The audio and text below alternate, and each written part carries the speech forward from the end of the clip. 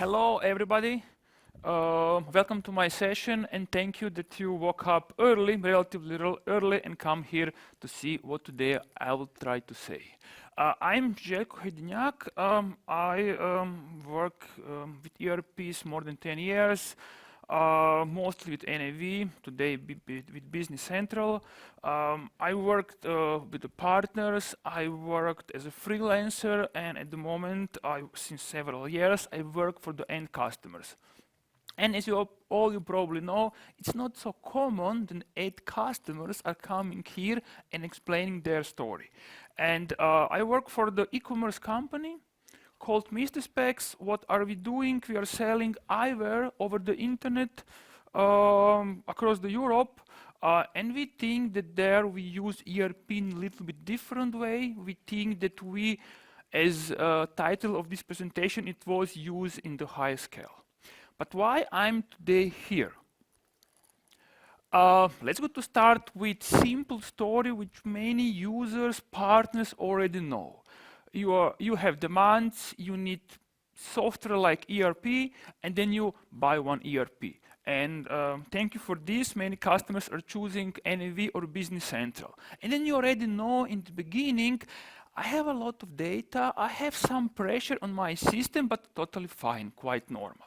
Then we're going forward, then as businesses are growing, they're putting just more and more things inside. You have more features, you have much more load, and then it's coming for some kind of the customers. It is specific for e-commerce, which are a little bit bigger. They're saying, okay, we would like to be owners of all systems which we use. And then some of them, including company for which I work, they said, okay, we would like to have our own teams which are taking care about ERP. And then again, you're creating more teams, is going forward, business is growing, because somehow nowadays e-commerces are really fast growing businesses, but then it's coming next question. Then actually companies hears from another companies, they see from the market, and they start to asking you, okay, you see, we grow super fast, are we safe? We use NAV, we're just attacking NAV with different more systems, are we safe? Can you give us another companies which use this in the same frame? And you ask yourself, okay, maybe we have a lot of data, maybe we have a lot of another connected systems, but for us it's quite of the normal. But because of this, we're going to the next question. You're going to check, okay, if already my company asked me in which direction I would like to go with ERP or any another system which should do the similar activities, you're trying to check what other companies are doing. You're trying to check with companies which are better than you, not because they're maybe smarter or something, because they're much bigger. There are Fortune 100 companies which doing ERP business in completely different way. And then in the end, you end up with maybe another thoughts how you consider ERPs in the way that you try always to think outside of ERP world.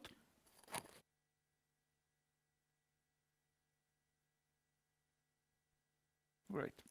Yeah, you try to think a little bit more about ERP world. When you think what will be your future, you think, okay, what others are doing bigger, better than me, you question, can I do this, or how I can do this or something else is converted to when. And this is maybe now a good position that you can answer many questions, but it means when that you have a lot of things to do.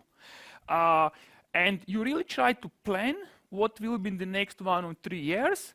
And this is those 3 last columns are the main questions or answer why we are here today. So in answering those questions, many times we were alone. We were trying to invent something new. We're trying to find another similar people, companies who can answer some questions, and we would like to share some details with you. We would like to share some details. We would like to give you a small introduction how we are using NAV on the high scale. And second part that we as bigger customers, we would like to have a small influence maybe on community, even on the vendor, what kind of features we need that we can actually do our business better. So when we were talking, thinking, what does it mean high demanding environments? And we told this some years ago. I will show you some numbers, but as I said, in the end, for now, for us today, they're just numbers. So you consider that you are high demanding if you have big load on the system. So you have per day at least 10,000 of the orders, and I talk mostly that you have items there. If you have GL accounts or if you have big retail system with journals, it's a little bit easier. Depends what you have. If you have real orders and heavy orders, it's kind of the load. Then you coming your customers, millions of them are coming your items that you every month generate a lot of new items, and then kind of 100,000 of the items, much more. It's for you quite normal thing. And now you can say, okay, quite normal. We have this as well. I know customers, they have 50,000 per day. Depends on the peak. As I said, just normal numbers. We're going forward.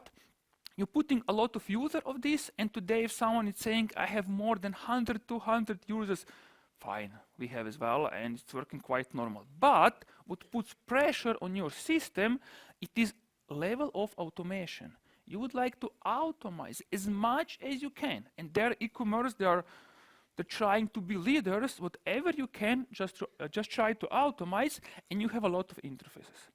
And now you can say, okay, if you have another numbers, how you can describe your size of the system is totally fine. And then are coming another factor, which is saying, okay, when I'm doing my implementations, deployment, whatever, you have maybe free nights, you have maybe free weekends, but in kind of businesses you actually don't have. They're trying to work 24/7, and of course, e-commerce is always you try to work 24/7 from the front end, and you're trying to work even from the back end. But if your people using near 24/7, it's kind of challenge. And then what many businesses are saying, I know you have ERP. I bought this ERP, and ERP brings me a lot of features. But I'm differently. I would like to be for my end customers unique. This is why I'm growing. This is why I'm offering the best service. And then saying, I need system which it's made for me. This is not the same what standard can offer. And then, I have slide about this later. And then if you talked about data, in the end today, in some weeks will be 2020 size of the data. It's not anymore important. Hardware is there. Hardware will support SQL, and as I said, quite normal to have big database. With those requirements, with those KPIs are coming user requirements, and user requirements are changing as well. So there are a lot of details how we can identify user requirements. But if you talked about average NAV user, they're more or less happy with this what standard NAV is offering, and this is quite fine. They're happy with performance, they're happy with feature, they're happy they don't need to host anything on their own, they just use SaaS, fine. And then it's coming level up when they are saying, I would like to be faster. I would like to have much more customizations because I need them, and I have more and more dependency to this system. If this system won't work, I will have seriously problems.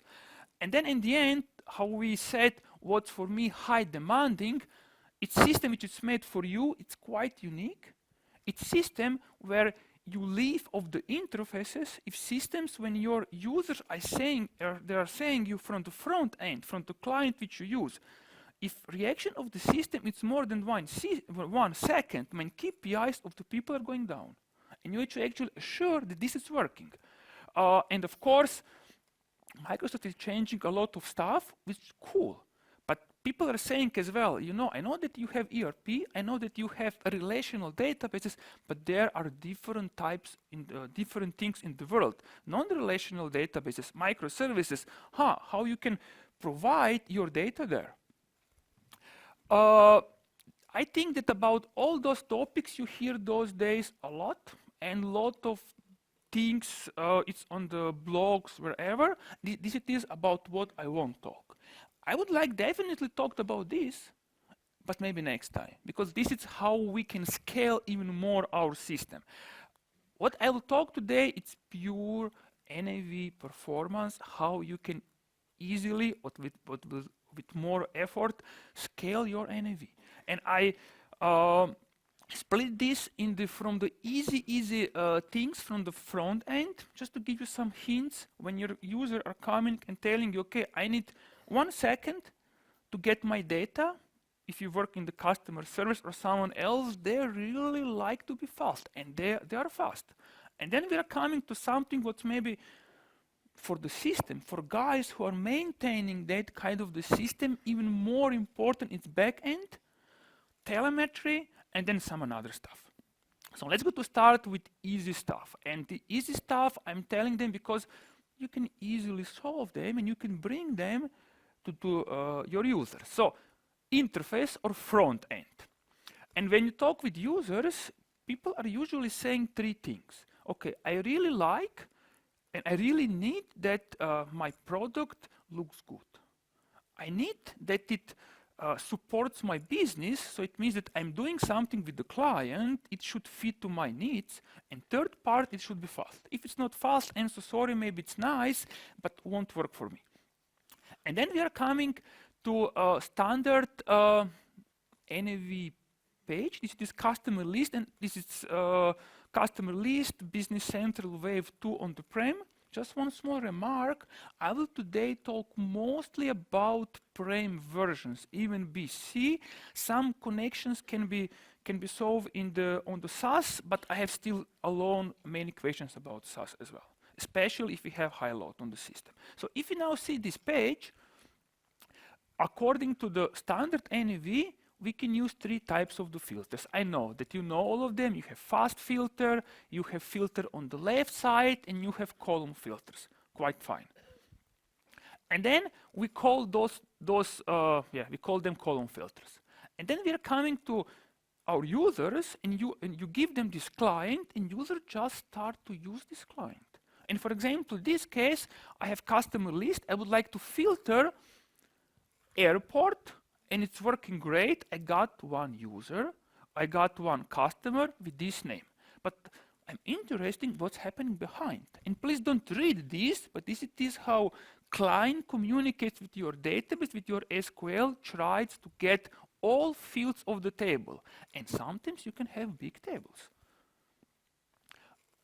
If you know what's happening on SQL Server, it's happening that system try to search value which you filter on every single column of the page. Great if you have a smaller database, but what will happen if you have millions of the records, or even 100 millions, and filter is there, and people use it. And this is something what when we talk with our users, it will be great to have feature switch for that kind of the features. And I can easily explain to my users, please, you won't use this filter, I will disable it, but now we spend really weeks, months just to write to the people, please don't use this filter. If you would like to be fast, please don't use this filter. If you don't want to be fast, then please use it. And there are some development ways how you can solve it, but you can't solve it on all pages. This is still effort, and we have a lot of other things to do. Let's go forward. We have another filters. These filters are common use things in ERP. People are filtering all the time. They just filter. They don't do anything else. As a user, I would like to put 2 values inside. I would like to filter location and number. But what I'm doing today, I'm filtering first thing, I'm filtering second thing. I have at least 2 SQL calls, and this is actually, if you have a lot of even code of the page, it costs you some performance. This 1 second probably you want to reach. And then what we did, I think this is already public, that some guys already blogged this. Just create new way of the filter. You create new way of the filter where they have new page, where you can predefine filters per user, per table, per object. Even you can predefine some values which they always use. They will put new filter there, and this will work. And then what's magic here, in the background, you have whole logic. You can filter as you want. You can use indexes if you want. But this is, I would say, beginning level, just what you can offer them. Let's go forward. Many people are saying, I'm filtering, but why I'm filtering? Because I'm searching something. And then when you talk with the users which are have high demands on the searching something, I always think about customer service. 10, 50, 100 people there, customer calling them, and customer saying, okay, I have my number, I have my order number, I have something, and during your call conversation, you should get all information from them. You can automate this, if you can, if you have phone number, email, whatever, or you can try during this call, get all information. And then they are saying, okay, what I'm doing, I mostly search for the customer orders or items or something else. Then please give them that kind of new way of the pages where they can just enter what they want. You can enter email, you can enter phone number, whatever. But then it's coming once again magic that you have full control on this what's happening behind. If someone asks me, okay, my employee use 3 different fields for the filtering, I can provide them that kind of the page, and then it comes magic. I can try to use appropriate index. It's not always possible because SQL has higher priority, won't always listen. If you have 100 millions of the records, 50 millions of the record, it's kind of magic there. Then what you can do, you can, if you want, you can say, just put data in another table, do heavy indexing there, even with the with included columns, will work much faster. Or if you are super full ideas, you can even say, okay, why I should use NAV for the filtering? Many enterprise applications, they use external search. You can actually, your data just push somewhere, you can do search there, and demands on those systems are end-to-end, maybe 50 milliseconds, maybe 100 milliseconds. Get your customer back, get something back, and just show him, and you will reach this 1 second. Fine, let's go forward. People who started to use browsers, and probably many of you will start more and more use browsers and your web client. I would like just to say this. So there are different they have different types of the browsers, but people still need fast speed. And I have here the most common used browsers, but if you now compare them, and we're comparing them because it's somehow important, if you use standard version, which is delivered by the Microsoft, they are almost the same. And then if you try to add more controls on it, if you try to add more add-ins, this is not anymore the same. This is something what probably every one of you should see which browser fits for you. There are more of them. And what's happening more? You spend some time, you found the fastest browser, and some of them are super fast. This is incredible. And people are saying, speed which I achieve with browser, it's amazing compared to my RTC client. And they are super happy. But then what's happened, if you even have the fastest browser, it's coming auto-update. And many companies are doing auto-update, including us. And then one version was super fast, version afterwards, it's not so fast. They're including lazy loading, they're including so many new features for the worldwide online businesses, but this sometimes can affect your performance. Just be aware of this. Another story. Our customer service employees, again, because they are super demanding from the front end, they use another apps based on completely another technologies which are just flying. They're saying, you know, I have in NAV, I have in ERP millions of the pages. There are really a lot of data there. And they're saying, I can't now always search all those pages. I need customers, I need orders, I need something else. I need one dashboard. I need one place where I can have my starting point. But I don't need dashboards where I will have all data. I just want to have starting point. I would like to have that if I use 10 main pages, 5 main pages, customer order, whatever, I would like to have all links there. If customer tells me, okay, here is my order number, here is something else, you open first page. You open first website in this case. You don't want now to close this web page, go another page or search because you'll spend time. This is kind of thing which we learned. Try to give them on the most common pages or links. And now you can always use standard role center standard pages, and I really like this view. This actually I appreciate because someone spent a lot of UX time there to do this overview.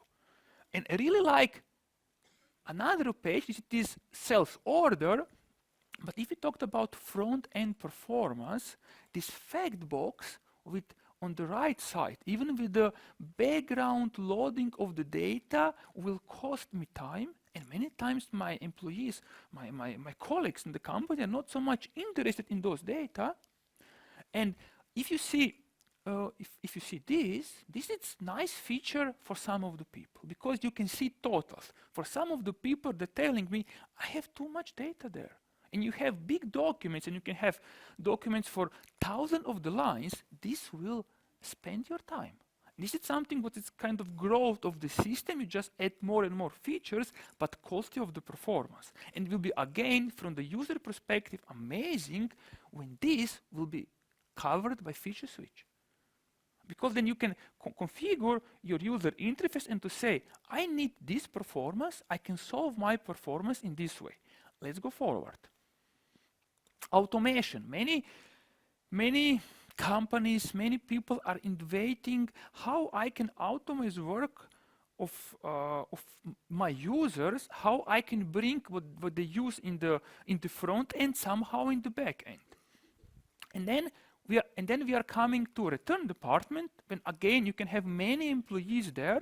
What they are creating return orders. And I really like customer service employees because they have so much experience in front end, but I spend much more my time here because this can be so heavy action that those guys getting package, they are creating return order, they are connected with the different APIs in the same moment. Someone should handle this load. And then if customer would like to have new order, they should create new order. And this is something where we're thinking, yeah, this is example how you can probably do with standard procedure. For someone it's fine, for someone it's saying it takes time. And then you ask yourself, okay, should I have introduced completely new type of the page?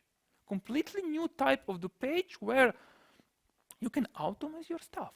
And this is again if we compare yourself with another companies, they have another templates. It would be super cool to have more templates of the pages, not just list, card, worksheet or something else, because makes things faster. And then even users come to us and say, okay, you know, I have mouse, I have keyboard, but this is not maybe what I would like to use. And I'm not user now in the warehouse. I don't have big picking, shipping. I'm somewhere near. And they're saying, okay, give me something like this.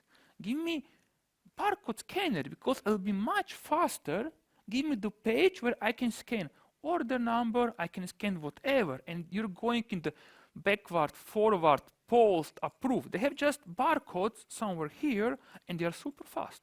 It means if they scan order number, in the scan, I don't know, return order should be follow-up order as well, system will do everything for them.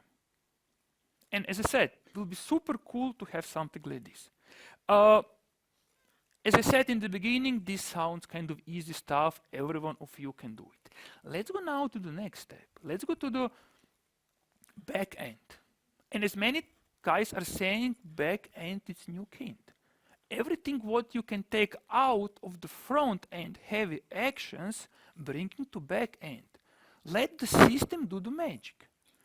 And there I have 4 patterns. I think that you heard about of them, but there are things which can make a lot of difference. And I know some of them on standard, but I would like to present this on another way. So one of the most heaviest functionality in ERP is posting. And I ask myself, we ask ourselves, why people should post? Why front-end people should press button posting? They should say, okay, I finished my document, done. This is how much does it cost you? Cost you 10 milliseconds, I don't know, 1 second. And imagine that you have hundreds of the users which post in the same time, and you have documents of 100 lines. Even if you have, I don't know, transfer orders that can be so much lines, this won't work the perfect. And then we're saying, okay, whatever you're doing, any kind of the posting, everything, don't post in the front end. Use posting buffer for the everything, and you will get amazing performance by default. But there are three connected stuff. You can now say, okay, but you know, I'm posting because I need to print shipment and invoice. But who's saying this, that those printouts should come from the posted documents? Why not to have middle layer, we call it reporting buffer, when your person is saying done on the one document, sales order, transfer order, whatever, you just move some data to functionality called report buffer. You already adjusted your reports as a data source for this table or the tables, and printout is there. And will work without any posting. Again, someone is asking again, but I should now, sorry for this, I skip it. If you talked about posting, it's super important to have fast CPU.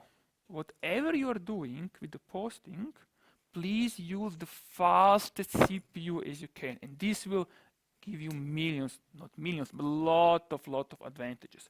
And I have here one example. So one order in heavy environment with somehow millions, 100 millions of the record with 4 lines, this should be way below 1 second. And if you achieve this, what's your limit? Much more than today we think. I said this about reporting, sorry I skipped. As I said, create one layer where everything will be outside of the posting process.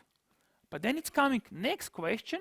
People are saying, but look, I should post consumption, I should post transfer order because I need stock for some another document. True, if you would like to do this, but if you have posting buffer, you actually can't count of this. You should probably create your own layer where you're playing with available stock. It means that you know the document is going to the posting buffer, you write something else, okay, I know that I should increase my available stock or decrease by 1. This is one thing, and second thing, it is payments. Many people are saying, I would like to post immediately because I need credit memo as a balance on my customer to create new document. But actually, do you really need this? If you again create one new layer to taking care about all your opening balance until posting is done, you don't need the posting. And posting buffer and reporting buffer, you probably need in NAV. And everyone of us can do this, and many of us we are using. And I know that it is standard functionalities, but we use it on the different way. We would like to have monitoring. We would like to control when which document should be posted. And payment buffer and stock buffer, this is something what you can outsource to another systems, to APIs. Many users asking us, okay, you have a lot of the data. You have data about available stock, but I would like to sell another system your stock as well. Am I able to sell or not? And they actually, you can now say, okay, please just use web services of NAV, but they're saying, yeah, you know, but I would like to have 100 calls per the second. I would like to have system which will never break with high load. And what you can do, you can easily payment buffer and stock buffer, just move somewhere to high available API. I have one example later. And this is kind of button, auto scale, yes or no. How much documents would you like to load? How much documents you would like to process? It's not anymore on the ERP, it's somehow how you treat this ERP. How you create your documents, in the end, what you do with them. Uh, there are some hints. I think they're super generic hints, but somehow it's nice to repeat them because it will make your life easier. So if you would like to achieve so many documents per day, then please don't slow down your process. And this is quite normal, and we have kind of the rule, you would like to add new index in the standard tables. I'm so sorry, this is not so good idea. I have one example why. We have so many indexes there, and this even more indexes won't help. Usually you don't need them. If you would like to change some standard functionalities, do you really need? Please find another way. This is working quite normal. Another hint, it is what you can achieve with those two posting buffers, reporting buffers. Don't have any long night patches because you don't need them. Everything it's done during working hours if you have working hours during day, and then use night time if you have them for the infrastructure. Work on your servers, works on your cloud, and you will have from time to time something where you need your nights for something else. And this it is with the way of 4 rules which I said, quite normal. And third rule about which we can now discuss if will be now beer time and we have open discussions. Yeah, many people will have different opinions. How we treat our ERP?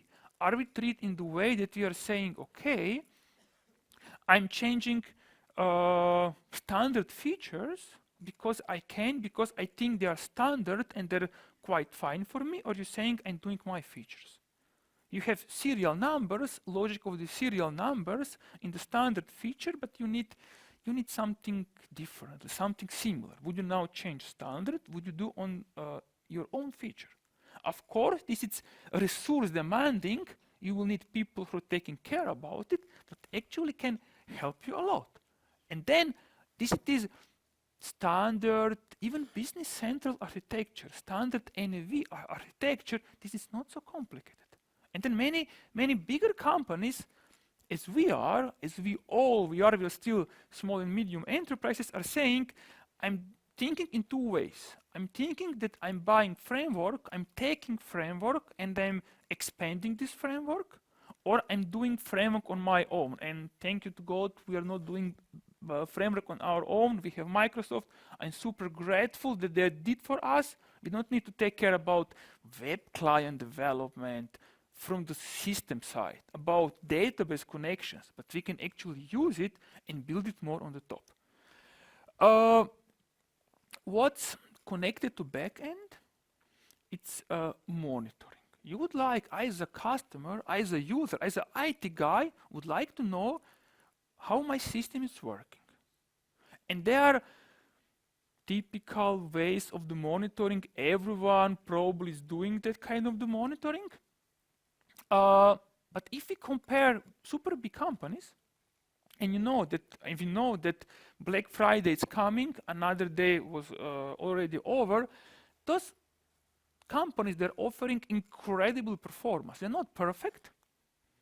They have problems as well, but someone in this company is taking care about performance all the time. So performance, it's not the way that you would just get it because you bought product A or B, because you should actually work on it. And then, and I talk so many nowadays about enterprise sector, but if we compare according to the Google, what does it mean enterprise sector? This is not so far from our reality. This is somehow 250 employees which are working in the bigger companies. But if we're going back to our reality, we as users of NAV, of the Business Central, we actually expect that system will provide the best performance by design. And this should be. But actually reality is a little bit different. In reality, you are, if you want to work on the performance, you won't be better, but expectations of the users are the same. They're saying, look, I'm using app, for example, NAV Tech app. This is super fast. I don't have problems with this app. And they have the same expectations from ERP. And the requirements from the enterprise users and NAV, BC users are totally the same. And now you can ask yourself, okay, but wait, I know everything this, but why this guy explaining me this? there is one thing which stops us to be even much better.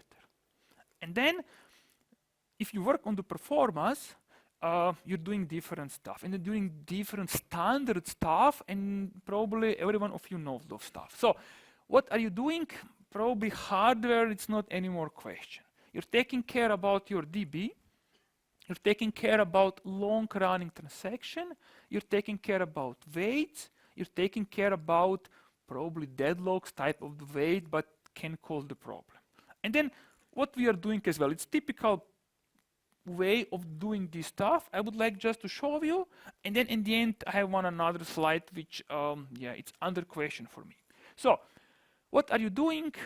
You have daily, weekly tracking of the long-running transactions. You have different tools, you can do it. You would like to be better, please check them, and we're checking them. You have SLA, service level agreement. If something is too slow, I will try to make it better. This is what's my daily business, what's our daily business. Without this, probably I won't be today here. Fine, quite normal. Many of us are doing. Let's go forward. I said weights are super important. Why weights are super important? Because system is weighting.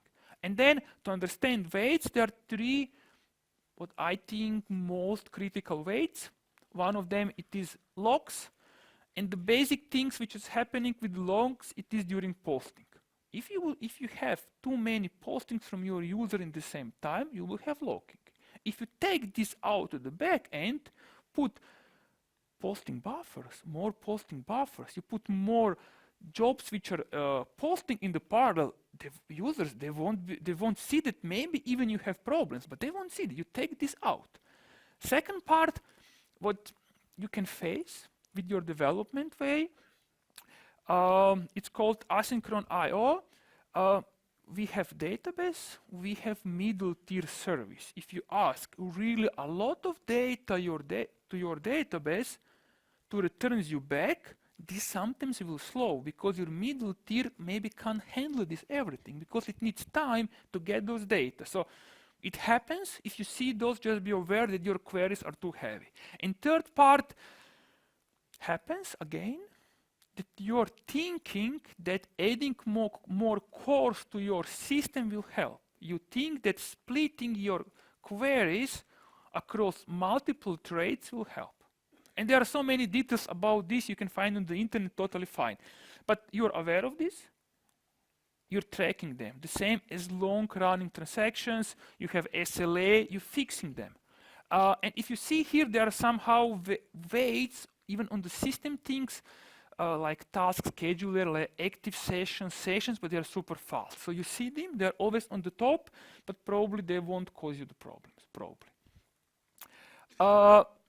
You know execution plane?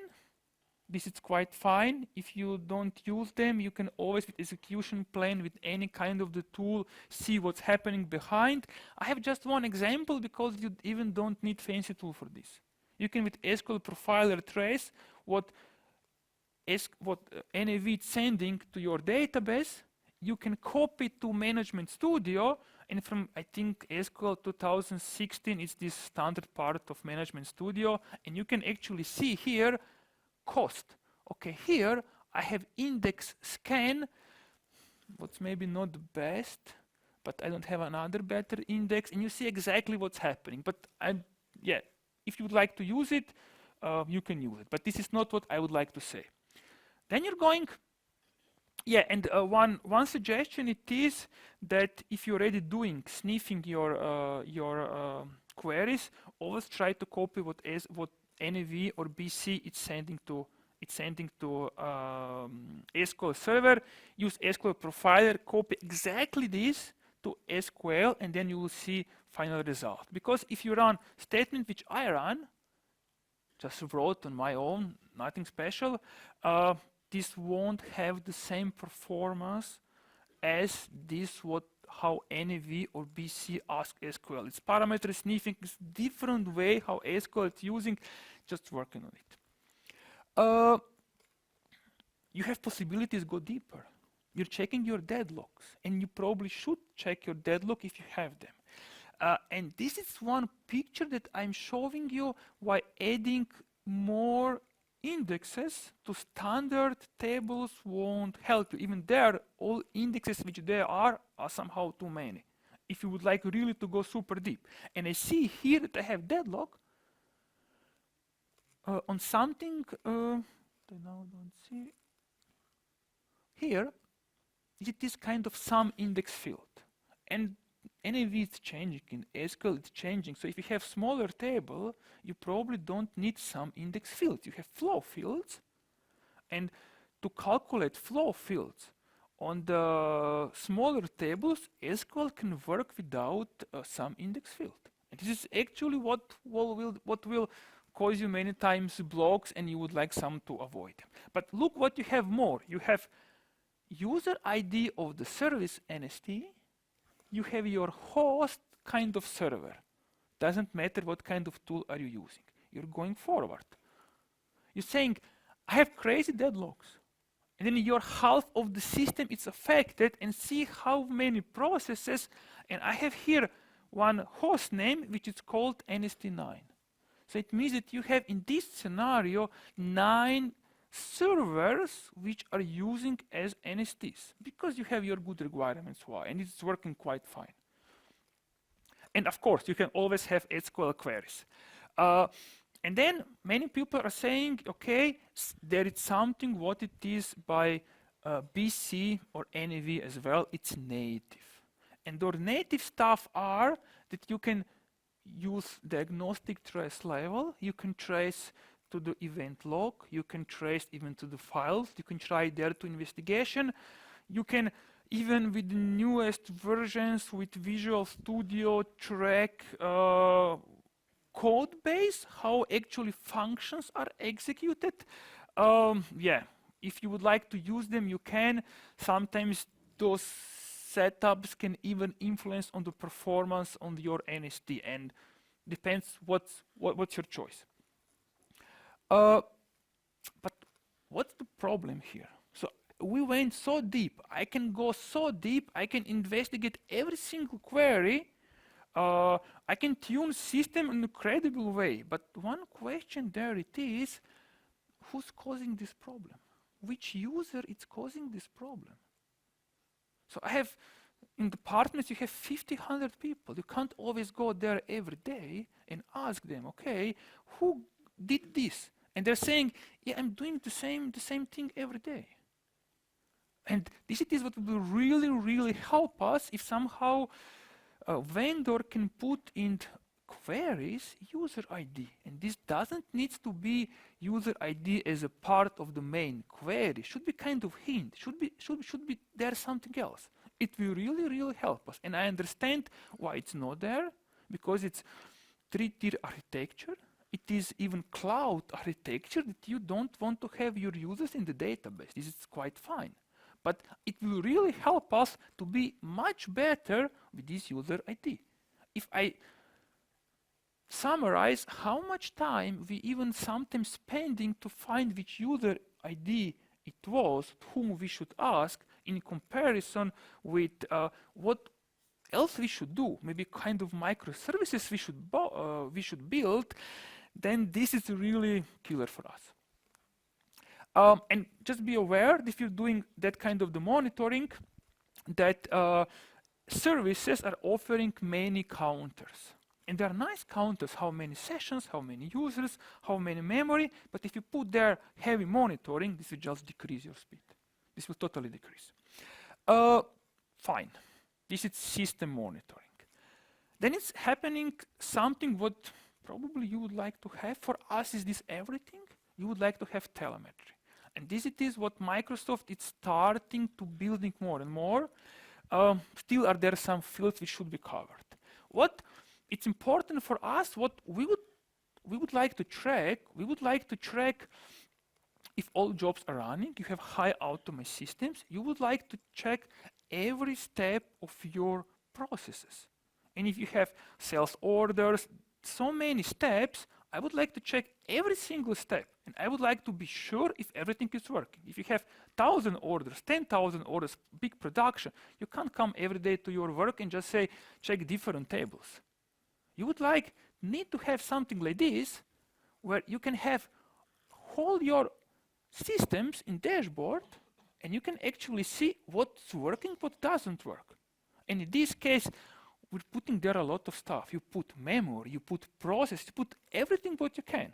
And then you come to your work and you see everything is working. If something doesn't work, it's critical, just please inform me. Inform me even 24/7, because I can't afford myself that something doesn't work. Tomorrow if it's coming even in the morning 2 a.m. new shift, and they won't be able to work. And they will say, come on, we have 50 people here which can't work. This is for us really, really core.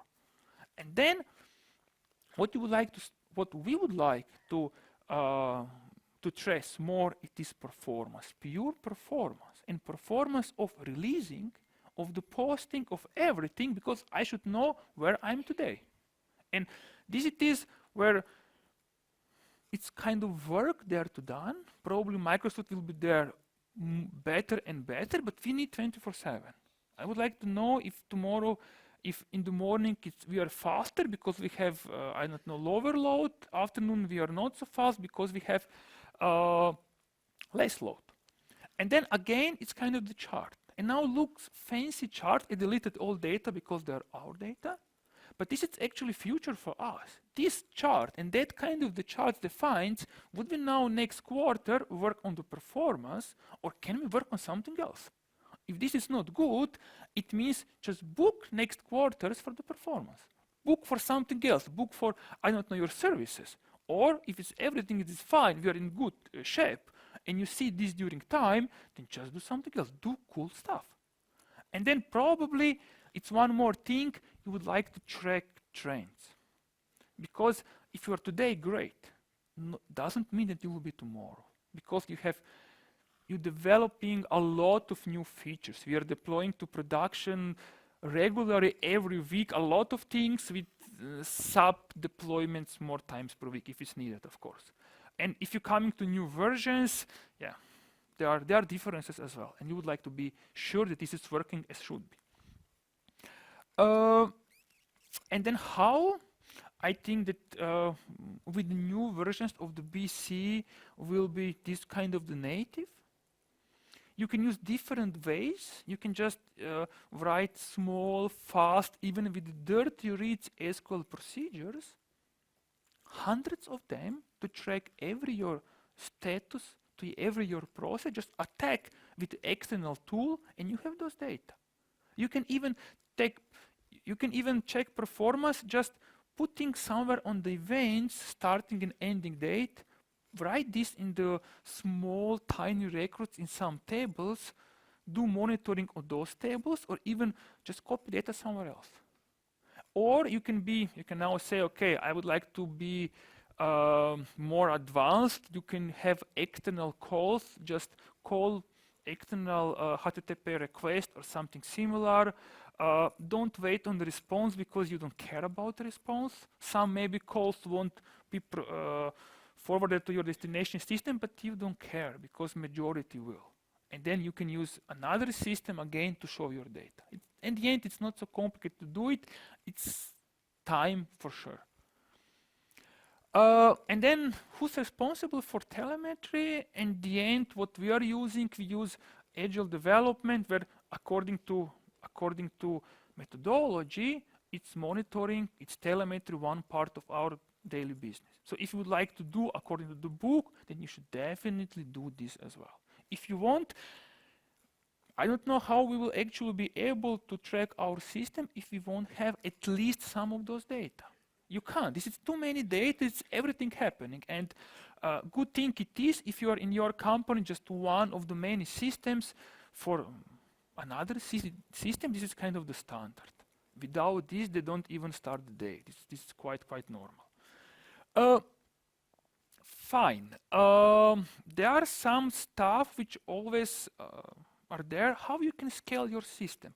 You track your performance, you have telemetry, you're super fast, but still you're thinking, okay, I would like to scale a little bit. I would like to change some stuff. I would like be able to think what maybe will be needed for me in some months, in some years. And this is, I would say, maybe one part where I have something about infrastructure. but not just infrastructure, it's vision, it is the way how you can think forward. And you all know there are different ways of infrastructure. You can have on-prem, totally valid way of infrastructure. You can host it somewhere externally. You can have external local hosting provider. You can have hybrid of the clouds. You can say, okay, I'm putting now in the cloud everything, in the public cloud, I'm putting all my servers there, or you can use the latest version of the Microsoft BC and you can use SaaS. But if you talk infrastructure, people are saying with the time that how if I scale myself or not, there are some patterns which we should consider. So people don't want to be any more dynamic. It means you buy one server, you have 5 years this server, you can't change if you need something. Second, we think that you should scale up, scale down, depends on the trends, depends on your peaks. With the time, this word public, it's getting more and more interesting. If you have more locations, if you have international business, maybe you don't always use VPN. Maybe you don't want always to use list line. List line, it's not so cheap, depends where you are. And VPN, sometimes you can have issues. And they're saying, okay, just work everything as a public. Why I have 2 locations? I can just connect them via internet without any VPN, without anything. And what especially IT guys are saying, okay, if I have kind of infrastructure, I would like to have playground. I would like to test different stuff. I would like to see new tech things which are coming. And this is where I will maybe talk something about public cloud, that actually you're taking your infrastructure and you're moving somewhere where you can get some advantages of it, if they are for you important.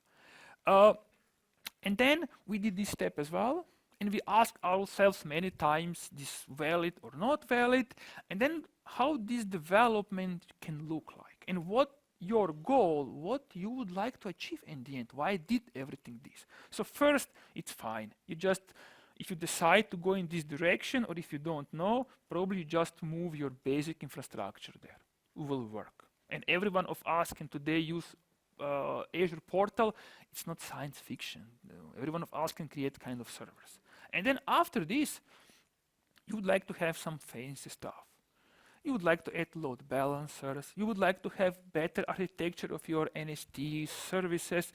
Even you would like to have, as I said before, public access, so you don't need any VPN. Everything is work just via internet. And you would like to have to show to your company, I can be nice as well. You can include DNS. It means that they are accessing to BC to NAV like finance.yourcompany.com. They're accessing another department that somehow it's nice. They feel, okay, you have something for me. And you can put certificates. Somehow you're building that your system is always there. It's available. It's high available ERP. Something what SaaS is offering. You can maybe try to do it on your own. And then with this or without this you can do independently, because you're already in the cloud, you have there many services. It's natural that you're trying to using them. Why not? Because you're there, you can just press 2 mouse clicks and they are there. And this is kind of playground where you can do.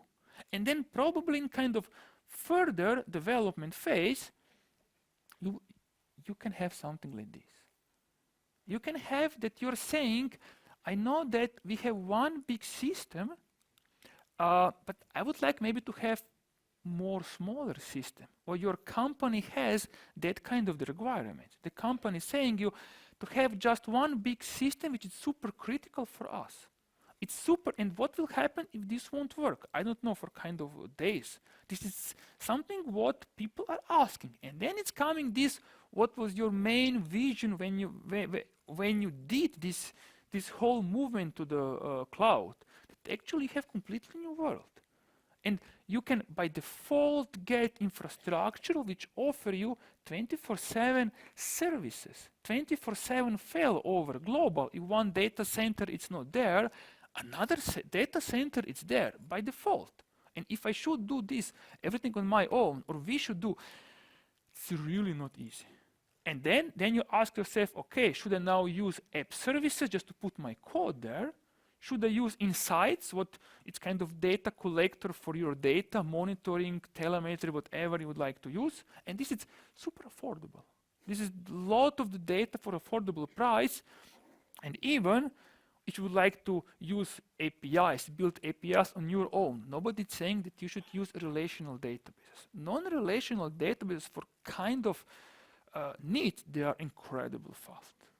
This is the way how, if Microsoft is going in the direction of the SaaS, and you have the demands that you have your own problems, someone should solve your own problems, creating high demanding APIs. As I said before, we have this payment buffer and we have stock buffer. Those data can be used from another systems. Why you can't just move them to that kind of the services, and then of course every single order change in NAV or something else, you should have one small call. But it's call which should be fast 50 milliseconds. And this is probably what we found super cool thing. This is what today show us the steps which we did, move to the cloud, to at least to the public cloud as a hosting environment, bring us forward. Today nobody asks anymore, okay, can you offer 24/7, 100 calls per second? It's natively even 1,000 calls per second. Yeah, I have infrastructure. I need time to do this. I need people who know this, and it's done. It's somehow much easier to work in that kind of environment. When your answers are yes, I can. Yes, we have infrastructure. Yes, we can do. Of course, someone should do, but somehow easier. There are some things to consider, but they are not in the end so bad. So if you are going to the cloud, maybe can happen that you will have different performance. Maybe can happen that you will see that maybe your system is not so good as it was on the prem, but this is maybe one of the best things which can happen, because then you will try to consider performance-driven development, that during development you try to do those stuff. I have some just several slides, differences between on-prem and the cloud. And if you have bigger NAV implementation on the prem, you probably have that kind of the server. You have hundreds of RAMs because you can have it. RAM is cheap. You have a lot of CPUs. You have different versions of SQL. This is for me typical version. If you're going step forward, if you're going to the cloud, there are still some differences, because there you're checking your ROI. And there to have that kind of environment doesn't make sense. And they actually, it's not that they're offering so big environments, because it doesn't make sense. Your system doesn't need this. Maybe you thought that on the prem, because you could buy everything this, you can buy it, but on the cloud doesn't make sense. And then what we did, we asked ourselves as well, yeah, this is not true. Let's go now to buy, not to buy, you just spawn for 1 day in testing or for 1 week in your production environment. One of the biggest server in the cloud. This is this monster. This is 64 cores. This is so much of the memory. And then after some days, even week of the working our environment, where you connect everything what you can, you saw system doesn't need this. System don't use this. You needed to fill it memory, I don't know, days, even never was filled. You have SSDs, cores. You don't need so much cores. Doesn't matter how big system do you have. Cores won't be your problem. And even if you talked about enterprise or standard SQL, or even you're going to the Azure DB, yeah, smaller standard or smaller database will satisfy your demands. Really do. And then this is the question where maybe you can face, okay, I now have slower performance, but probably because of your code. Because if you're going to the cloud, it's native that you should use not big machines, more of them, but small. One sentence about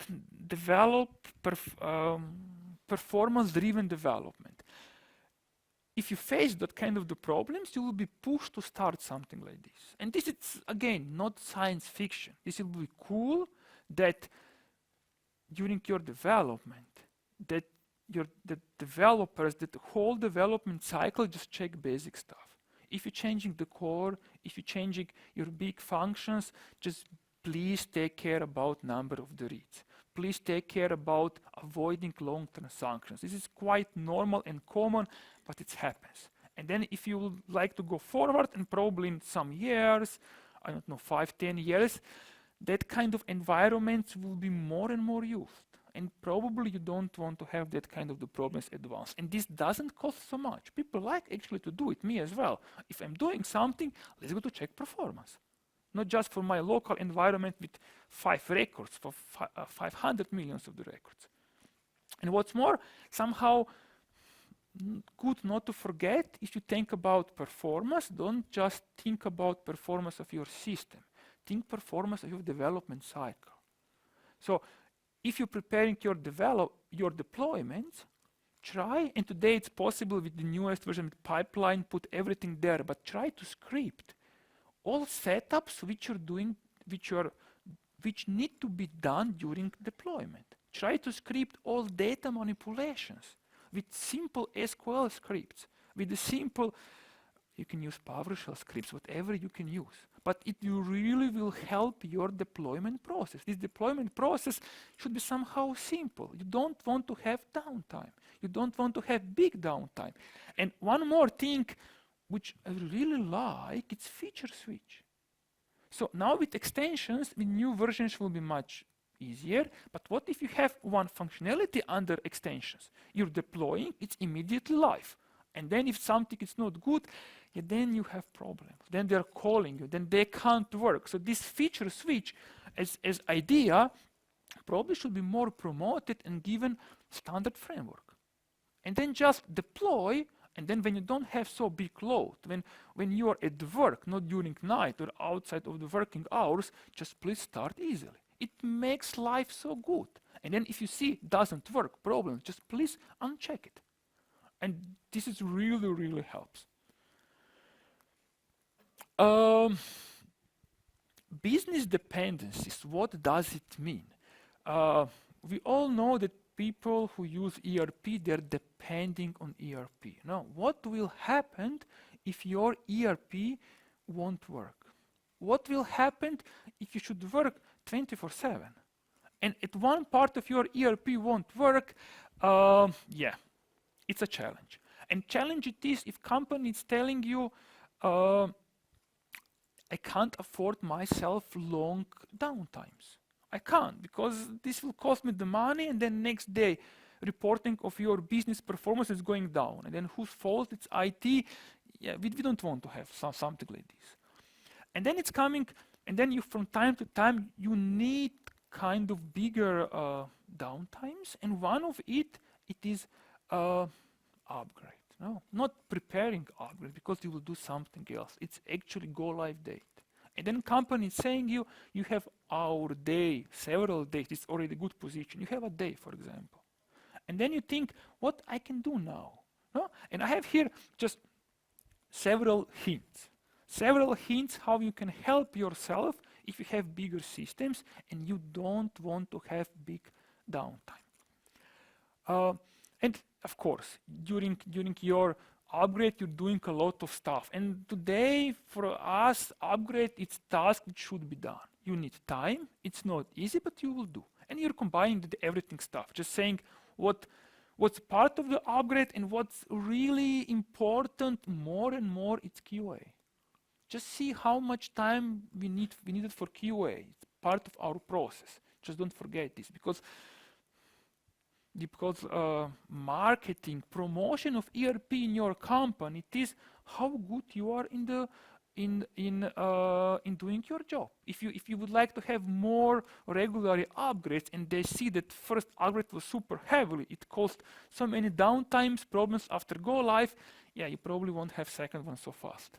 And this is what we try to avoid, that do everything what you should do in front, that it's going go live day, that guys are saying this is super great, this is great, if you would like to do it more often, do it. but skip it. Uh, what's the most time consuming during upgrades? And many of you are, I assume, on the older versions. Many of you are not, lucky you. And then if you are on some kind of older versions, even with the classic client, even with newer, two things. You have data migration path, and if I talked about data migration, what does it mean? During versions, fields, even fields in the standard in the standard objects are changing, and you should move some data. Yeah, please now change some data in the value entry. Please move data from item ledger entry to value entry, generate new IDs or something like this. It's many times used by standard NAV code. It will take time. If you have 100 millions of the records or 5, I don't know, it will take time. And second part, it is that during your conversion, if you're jumping more versions, you should open with the newest, for example, you're going from 2009 to 2018 or Business Central. You should, with different versions, you should first migrate, I don't know, to 2013, 2015, 2018, just open the client. And this open the client can take a time because you have a lot of data and you open with more clients. Yeah, you can use always standard path. Many of you are using it's fine for you, but you have a lot of the data, not so much downtime possibilities. It's open question what I can do there. And then first suggestion will be for any kind of data migration, just check the code in upgrade path and just bring it to SQL. Just do whole SQL migration, totally makes sense. And from the days, you will get hour or minutes. It's work which should be done. Probably everything standard, what it is in the standard path, should be migrated to the SQL, but probably with the time will be. And second part, it is that you have even biggest problem that you should open with different clients your big database or more databases. And this is taking time. And then what you can do, what you're saying, if I have big data, what stops me to split this much big data in n smaller data? So it means that you're copying your big data in the n, in the parallel, in the n smaller databases. You try to automate this. You open those smaller databases with clients in the parallel. So it means conversion will be on the smaller systems faster. With smaller databases, you will get the same effect as you open big database. We talk just about SQL level. And then when this is finished, you copy data back and you're going forward. And this can bring you super big advantages. Probably if this will be standard feature, will work out of the box. And doesn't matter if you have terabytes, and many have terabytes. With this, it will be super, super fast. And this is again what I'm saying, you'd have scalable infrastructure. I never saw before this. 64 cores on 100%. This is the biggest, almost the biggest hardware which you can get. And if you will already help yourself, if you should help yourself during big things, just scale up your hardware. Scale it for 5 hours. It's not so much expensive. When it's finished, just scale down. There are some stuff which are normal, but I will still mention it. You know this traditional role, right? We have developer, we have business consultant. But with the time, this is changing, and there are some requirements, there are some stuff which saying us some things are missing. So how we consider today teams which are working on ERP, on different and other stuff that you should definitely, it's normal, you should have developers of different skills. This is fine, normal. But if you have some infrastructure like cloud, like something else, load balancer services, probably you should have guys who are taking care about DevOps. It means guys who are taking care about servers, SQL, even performance, who can do something with the PowerShell, because now it's question, would everything this be part of main role of developer or not? They have their own jobs. They have their own languages from IL till JavaScript, .NET, whatever. To mix this, it's not so easy, especially if you have a lot of things to do. I don't know why is this open question, but this profession as a part of ERP implementations in our world was not so good developed. And now it's question, who can do QA? And you have manually QA, can do business consultants, maybe. You have automated QA. You would like to automate as much as you can. And then you're saying, okay, my developers can do part of automation. This is fine. They can write unit tests, they can write unit, but they can't just whole time just write automate testing. You need someone who will actually do regression testing, who will do smoke testing, who will automate. This is something what's really, really missing, and what we are spending a lot of time actually to create people who are able to do this.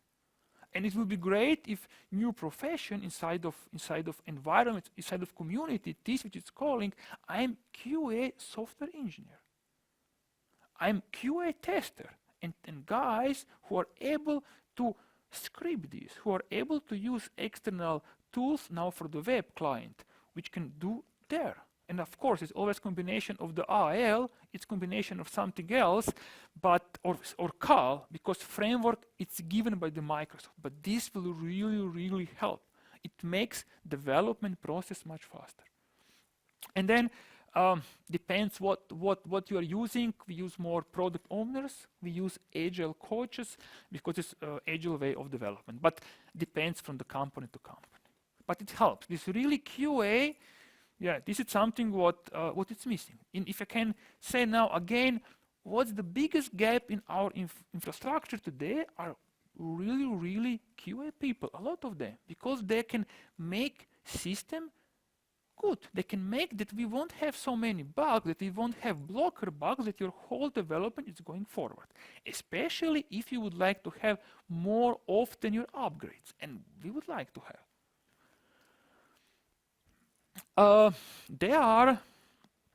it's not everything perfect, as I'm saying. No, even with the posting buffer, you can post incredible numbers of the documents on completely another scale. But there are some challenges, no? And some challenges are even belonging to standard feature. And many times, I was happy that I, as an IT guy, don't need to take care about garbage collector. And garbage collector, it is that you have a RAM and someone should clean this.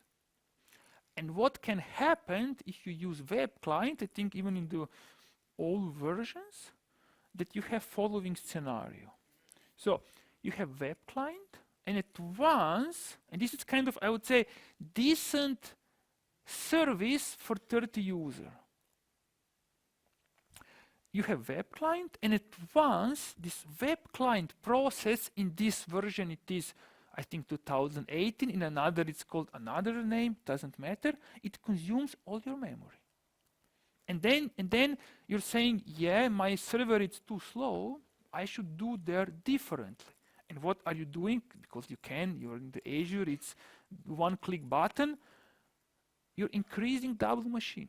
This is 64 gigabyte of the RAM. This is still big machine. But what happens there is the same. And this is something what I think in the whole conversion to the web client should be considered. And there are many open questions how you can help yourselves now. If this is happening. If this is happening, it means that your system is slowing down and user won't be able to use. Won't be able to work. Back. What you can do, you can then always, when your user informs you, you can restart the service. Yeah, you know, they have downtime, you don't want to have it. You have, if you face this, and many of users don't face this, but we actually face this. And some of them, others, they face this. You can restart service every night, will help. What won't completely remove, there are gossips that long-running reports causing these problems. I was trying to really think which report can cause this.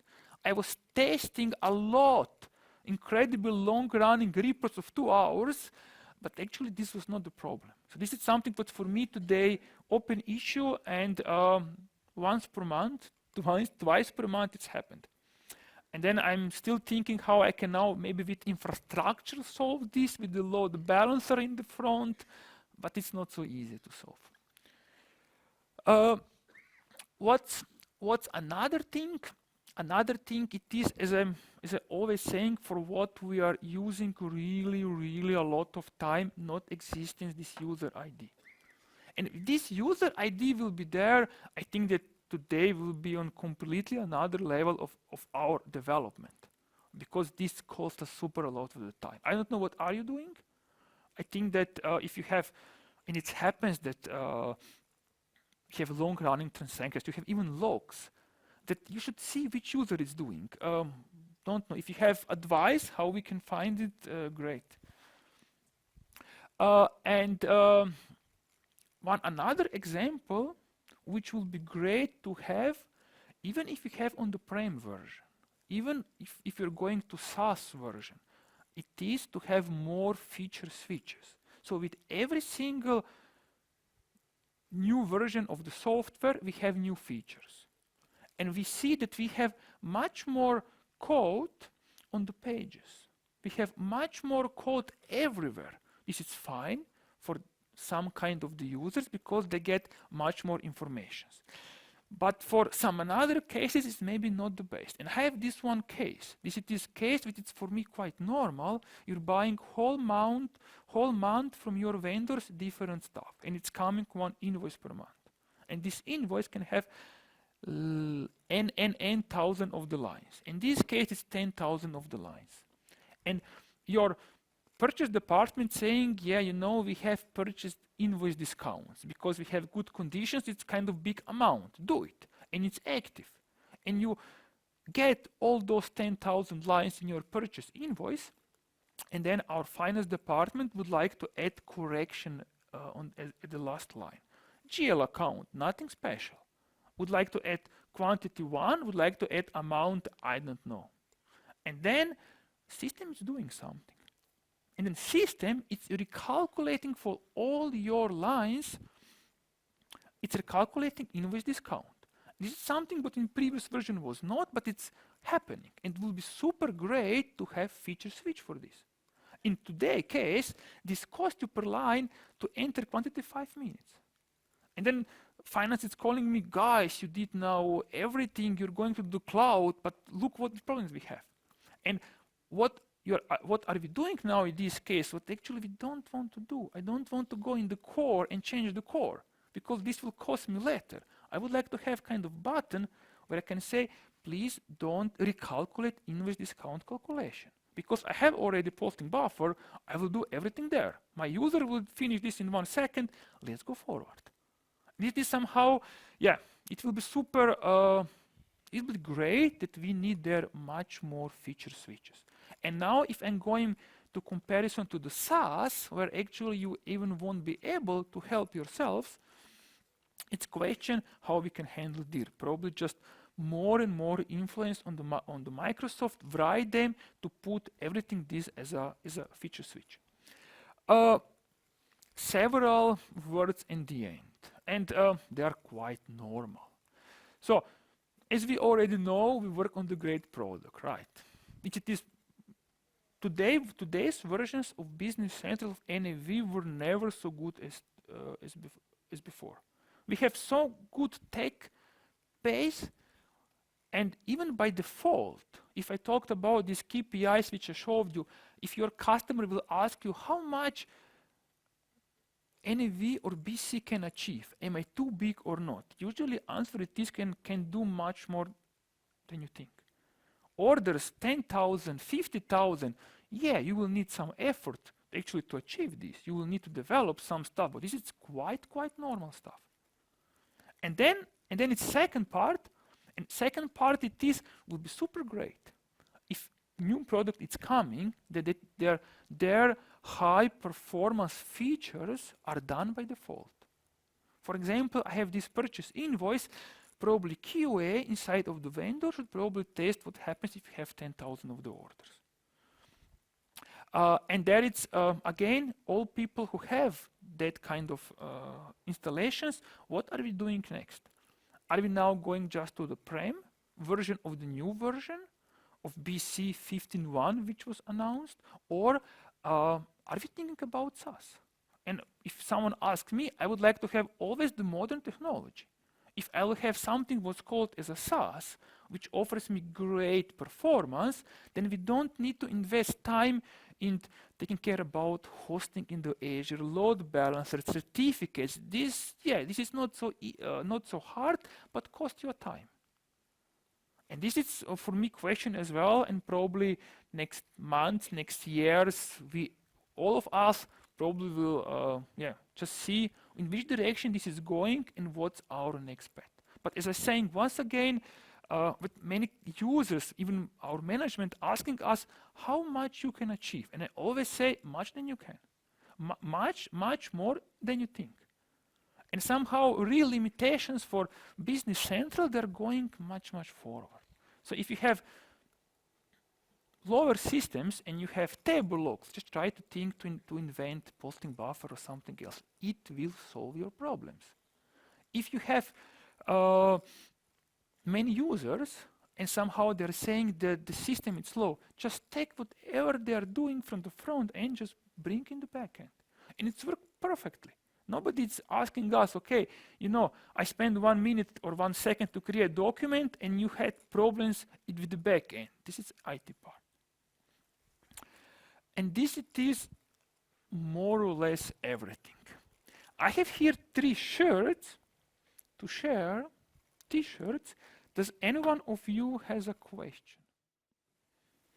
And I have here a box to drop, catch box. Please. Thanks. We are talking about AL and we are talking about base app, system app, and our own app and table extensions. Do you have an idea of the impact of the performance if we are talking about tables with 15 millions or 500 millions of entries, and if we have companion tables, or more than one companion table if you have table extensions? Yes, so I think that you talk about SaaS or on the prem? On-prem. So I think that this probably won't be your problem because SQL will take care about it. And if you have queries and searching on it, because we have to join several tables. Yeah, so searching, again, indexes and joining, if you have proper index and I think they are super good connected, you won't have a problem. Okay. And this is what I have the last worries about SQL, if SQL will do right join or not, if I have primary key or something else. So I think this will work. Only thing we should consider how to make better standard search. Because we have the 500 millions with the primary key several times in the tables. One in the standard table and one in the first companion. And are you facing performance issues? Okay. But are you today facing performance issues or not? We don't have the experience with the app. So once again, SQL, this is 2020 now. We use SQL probably I think 2016, and now we can go with the newest version. SQL is not bottleneck. SQL, it's doing what it should do. Okay. Sometimes this front end and sometimes how we develop, this is the biggest bottleneck. Okay, any other question? I think you deserved. Please. Okay, I think you please. Can I should be careful. Great. When was the last time when you asked for firmware updates on your hardware? Firmware update on my hardware. Yeah. So I think like the RAID controller and the BIOS and. So we are hosted in the Azure. We are not doing this there. When we were on on-prem as a prem, On-prem. I think that we had sometimes once per last year, several years, that something was not good with this what you're saying, and then admins reinstall it. But this is not what I'm hearing every day. Especially on the Azure, we don't hear this. On Azure, no, but on-prem, So I think we should think about it. yeah, probably you should think. In our case, we tried to renew you, to buy new hardware after some years because it's outdated. And everything else, I remember just one case. I remember one case when sysadmins did this, but I don't know why. But no special requirements for this. I really don't have examples for this. Thanks. I I can't- think but it's probably- important because sometimes they resolve bugs in the hardware with the firmware updates, and Can then be. you have more IOPS, more reads, more writes. It's a different way they do the writes and the reads, and So we always use SSDs, and disk for us was never bottleneck. Disk was, if you see all charts, disk was always somewhere there. We had challenges where, for example, at once, when we were on the prem, SQL, it's working as a crazy. And you don't know why. You ask, doesn't matter whom, they don't know why. And then in this case, we just restarted SQL. And one of the reasons why we went to the cloud, we didn't want to have that issues anymore. thanks. Okay, right. Other question? Yeah, I think you were first, right? I will give you a short letter, fine? You can just fine. pick it up here. It looks like you are using both RTC and web client. True. Can- Majority we pushing web client. Okay, yeah. What can you say from user perspective, from front end, from, for instance, customer care, then they need to have info very fast. What are you feeling about Yeah. RTC versus web? Yeah.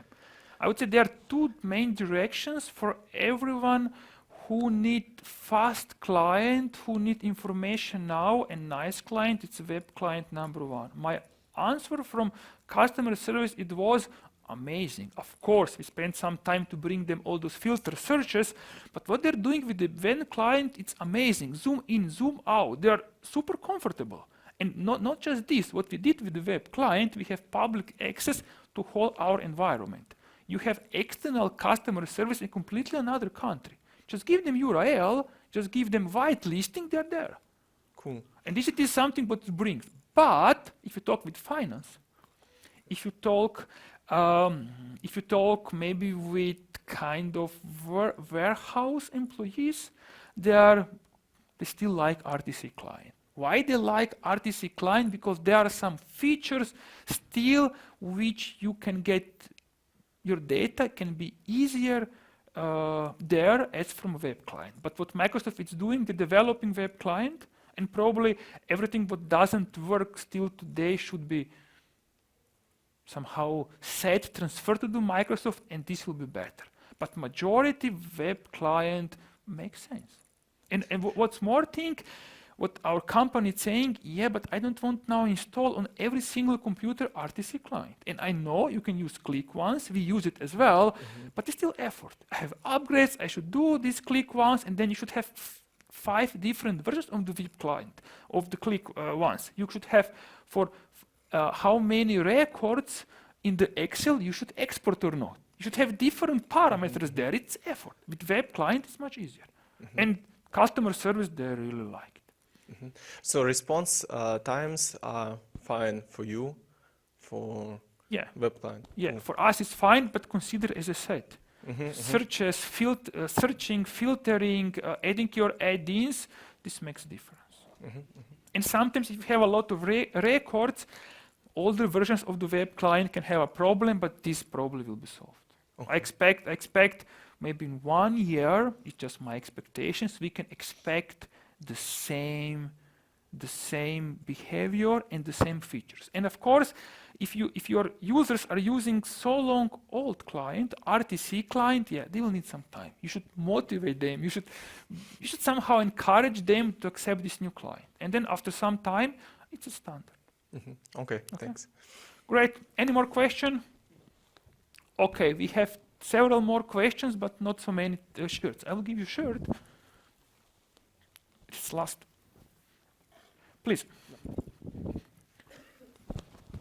Please. In your system, your best practices, how many users per service tier? How many cores per user? Yeah. So we're doing some nice things because we can, and we would like to offer the best performance to our employees. So we're trying for one. It's always one VM, one service, nothing more. I don't want that different departments have influence on this. And it's until 50 users. And probably we use 4 cores and 16 gigabyte RAM, but you don't need so much cores. And you don't need so much gigabyte RAM. So this is kind of maximum which you can have. And some users, they told me they have 500 users and they used, I don't know, 100, 200 users per one NST. And they don't have problems. Depends what your users are doing. In my case, I just want to be nice to them. Want to give them whatever they need because it's customer experience. Okay. Thank you. Anything more? Or one more? 2 more. If we are in the cloud, Yeah. I just have you any experience about the bandwidth of the internet connection which we must have to maybe have 15 users in one office and want to reach our cloud? Yeah, I think that we did investigation. We actually did measurements. In our case, it's easier because we have gigabit link. But it's not so much. I think it was 2 megabyte per user. If you have web client, it's even less. This is you just buy normal for 15 user by normal internet connection. I don't know, 50 megabits or something, 100 will work. You don't care about it because web client is doing everything on the server, and RTC, as I said, I think it's 2 megabit. Not high demand, really. And no VPN, anything. It's working perfectly. Yep. Thanks. Yeah, welcome. And there was one more question. Can you just please add it? When you suggest to move to the cloud, there is today a limitation of 85 gigabytes from Microsoft. Did you know when this limitation goes away? Limitations of what exactly? When you move to the SaaS version of BC, then Microsoft says 85 gigabytes per tenant is the limit. Yeah. Yeah, so I was talking more not about an SaaS move to use environment, public cloud as environment for your hosting. About SaaS, I'm aware of this, and this it is what I'm not sure if you have bigger implementations, terabytes of the data, hundreds of the user, what will happen if you will migrate this to the cloud? I have my own information, which I know what I will do in my case, but it's an open question. And for me, it's always when we are making some decisions, are we now moving to SaaS or not? This it means that whole company can actually, if we want to work, can stop working. We are e-commerce. If this won't work, we have serious problems. So we definitely won't move if we won't check 5 another customers, if we won't talk directly with the Microsoft or with kind of super good partner, and then do step by step. We'll do definitely different POCs. Because it's super critical. And if you have smaller, and this, as you said, this limitation is there. I know this, but I still think that Microsoft wants to have in the SaaS smaller users, but will have a lot of them, and then with the time, this environment will be developed in the way that even bigger users, as a new users, will start to use SaaS.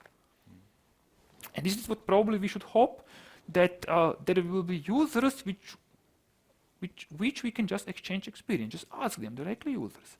But I still think that we, as today, if we are now thinking move to SaaS or not, I can have just one case where I can say this is one option for us. Because on one side, and especially in e-commerce, you would like to have units. and you can scale your system that you're saying you have production. I'm moving production out of my core system. I'm moving in completely another system, just production, nothing more. I'm doing communication, and they are independent. I can do upgrade here whenever I want, and I can do here whenever I want. It is the way how you can split your environments by splitting environments via different departments and giving them completely another system. And they are working on 2018, those guys on the BC. Why not? But for the SaaS, yeah, I would say that I have many open questions. Okay, I would say no any more questions. Thank you very much for your time. Maybe see you next time.